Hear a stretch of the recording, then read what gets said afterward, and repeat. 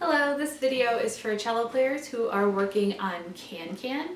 I'm going to focus mostly on the melody because it's a lot trickier than the harmony, but I am going to give you a couple tips for the harmony at the end. So if you have your music out, and you should have your music out, please. If you are looking at the music for can-can, you'll see that there are some measures that are trickier than others. And I want to tackle those first. I want to get the hard stuff out of the way right at the beginning. So the first one is measure 2. So what I'm going to do is do 3 times through at a slow speed and then 3 times slightly faster. And at any time, if you need a couple extra run-throughs, totally fine. I want you to get it super solid before you move on to a faster speed.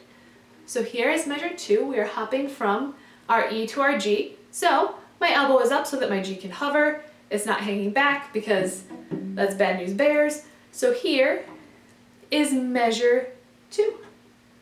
In slow motion, I'm going to go bum, bum, bum, bum. Here it is.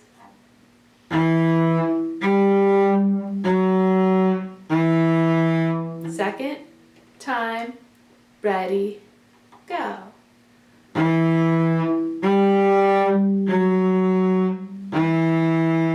Third time, ready, go.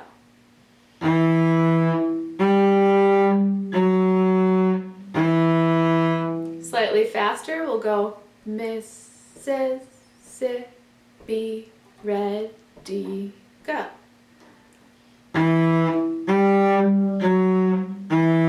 Second time, ready, go.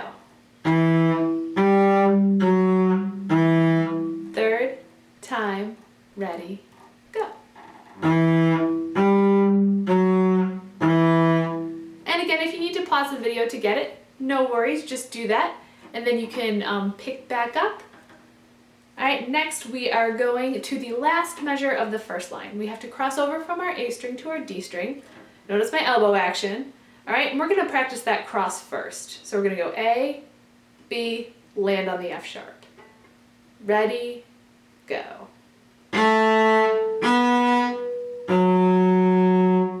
Second time, ready, go. Make sure you're always listening and checking. Make sure you hit it. Third time, ready, go.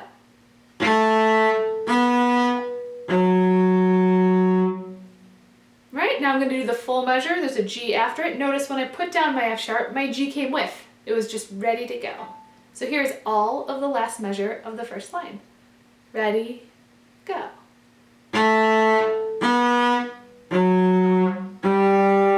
Second time, ready, go.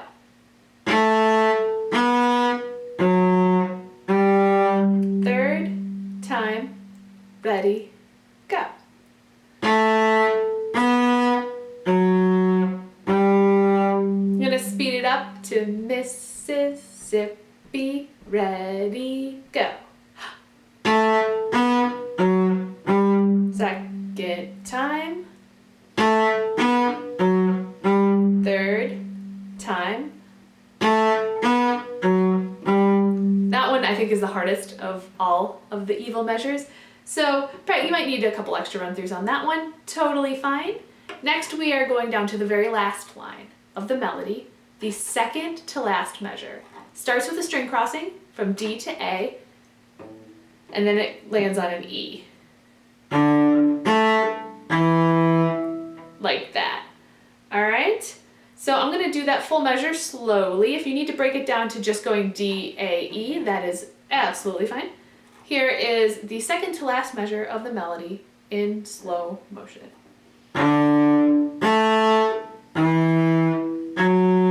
Second time, ready, go.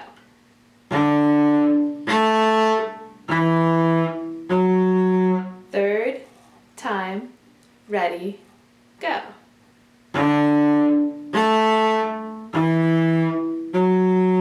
Alright, I'm going to speed it up to the Mississippi, ready, go.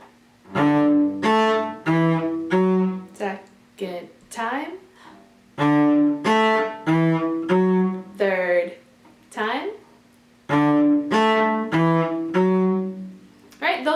three trickiest measures. I'm going to jump back up to the second line now. If you're looking at measures 3 and 4, it looks very intimidating, but it's actually not that bad. So we're looking at measures 3 and 4 of the second line of the melody. Notice that it goes from a D, open D, all the way up to a high D. So that looks scary, but it's just a D to a D. And then after that, it just goes down the scale, ending on an E. So it goes like this. Notice I have that D ready to go right away.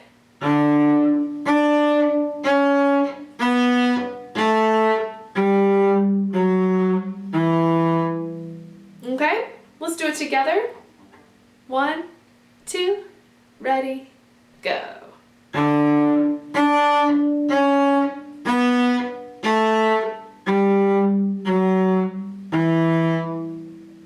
Okay, I'm going to speed that up just a smidge.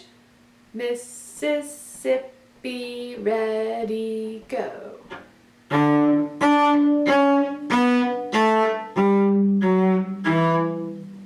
Alright, and now when we're starting to put these tricky measures together with the rest of it, we should think about the rhythm. So our first line goes do, do, do-day, do-day, do, do, do-day, do-day. Let's do that on an open D, just the rhythm of the first line with no fingers. 1, 2, ready, go.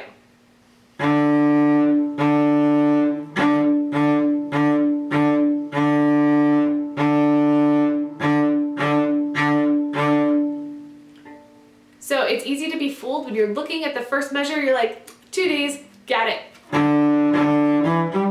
And then you get into a little bit of trouble when you get to those tricky measures. So you have to pick a speed where your quarter notes almost sound like half notes when you're first putting it together. So maybe something like this. Again, I'm doing it on my open D. Ready, go.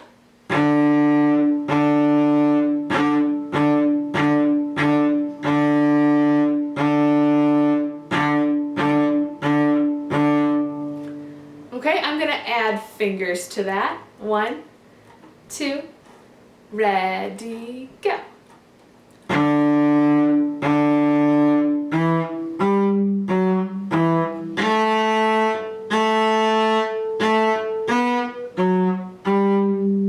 Okay, and you may need to slow down the video or pause a few times, but just notice, no matter what speed you're going, that the quarter notes and the eighth notes are correct in relationship to each other. So now I'm going to move on to the second line. Way more eighth notes in this line. Ready, go. And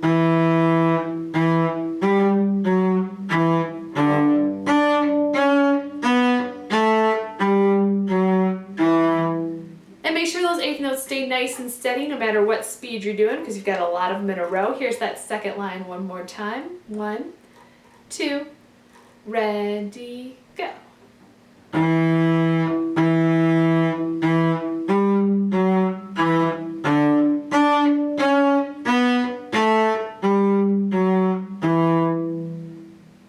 Alright, third line, same as the first. We're going to skip it for now.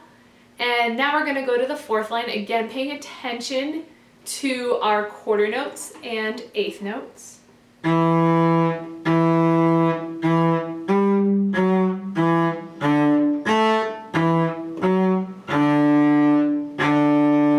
you see how long those last two notes sounded after doing all those eighth notes in a row. Alright, here's the last line one more time. Starts off very much like the second line, it's just the ending is different. So here is the last line of the melody one more time. 1, 2, ready, go.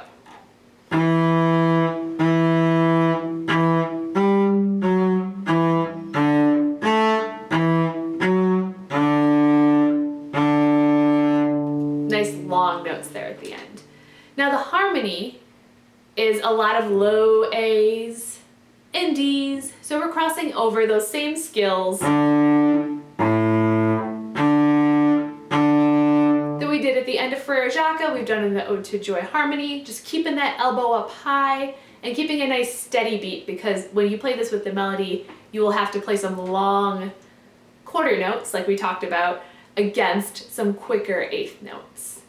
So the line that I want to focus on in the harmony, actually this is the bass line, in the bass line, is the second line, which involves a few different elbow heights. So we've got our low A, it bumps over to an E. When we cross over with fingers, that involves a chicken wing. All right, so now we've got to jump to our A string, a third elbow height. Now to our D string, another elbow height. So our elbow gets quite a workout on this line. So I'm going to do that again. Watch the path of my elbow, my left elbow.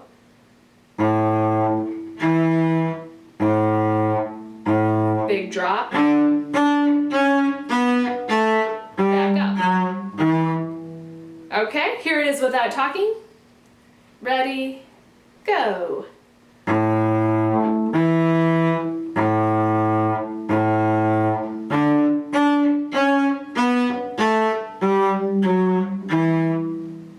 And that is everything you need to know to practice both the melody and the bass line of Can Can. Happy practicing!